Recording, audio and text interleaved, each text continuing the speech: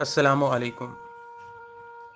مرزا ادیب اردو ادب میں کسی تعارف کے محتاج نہیں ہیں۔ ان کی کتاب مٹی کا دیا سے ایک اقتباس آپ کے پیش خدمت ہے۔ ابا جی مجھے مارتے تھے تو امی بچا لیتی تھیں۔ ایک دن میں نے سوچا کہ اگر امی پٹائی کریں گی تو ابا جی کیا کریں گے، اور یہ دیکھنے کے لیے کہ کیا ہوتا ہے میں نے امی کا کہا نہ مانا۔ انہوں نے کہا بازار سے دہی لا دو، میں نہ لایا۔ انہوں نے سالن کم دیا، میں نے زیادہ پر اصرار کیا۔ انہوں نے کہا کہ پیڑھی پر بیٹھ کر روٹی کھاؤ، میں نے زمین پر دری بچھائی اور اس پر بیٹھ گیا۔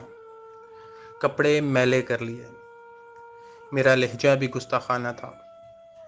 مجھے پوری توقع تھی کہ امی ضرور ماریں گی، مگر انہوں نے کیا یہ کہ مجھے سینے سے لگا کر کہا، کیوں دلور پتر، میں صدقے بیمار تو نہیں ہے تو؟